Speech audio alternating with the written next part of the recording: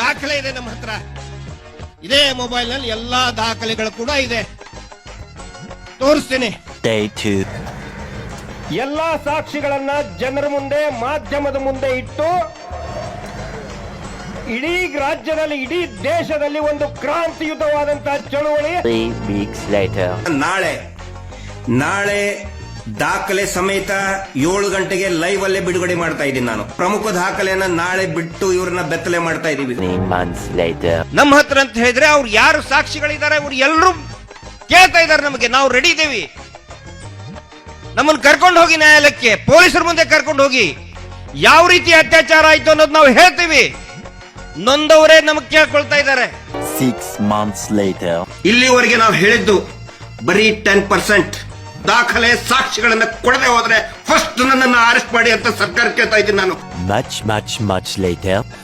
ನಾನು ತರುವಂತ ಏನು ವಿಟ್ನೆಸ್ ಇದ್ದಾರೆ ಅವ್ರಿಗೆ ಪೊಲೀಸ್ ಪ್ರೊಟೆಕ್ಷನ್ ಕೊಡಬೇಕು. ಸಾಕ್ಷಿ ತೋರಿಸ್ಬೇಕಾದ್ರೆ ಎಲ್ಲಾ ಟಿವಿ ಚಾನೆಲ್ ಮಾಧ್ಯಮಗಳು ಇರಬೇಕು. ಸಿನ್ಸಿಯರ್ ಪೊಲೀಸ್ ಆಫೀಸರ್ಸ್ ಇರಬೇಕು, ಆಫೀಷಿಯಲ್ಸ್ ಇರಬೇಕು. ಕರೆಸ್ರಿ, ಇವತ್ತೇ ತೋರಿಸ್ತೇನೆ.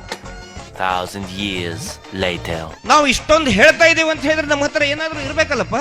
ನಮ್ಮ ಹತ್ರ ಏನೋ ಇದೆ ಒಂದು. ನಿಮ್ಮಲ್ಲೂ ಅದು ಇದೆ, ಆದ್ರೆ ಅದು ಒಳಗಡೆ ಇದೆ. ಅದನ್ನ ನೀವು ಹೊರಗಡೆ ತೆಗಿಬೇಕು, ಪ್ರಪಂಚಕ್ಕೆ ತೋರಿಸ್ಬೇಕು.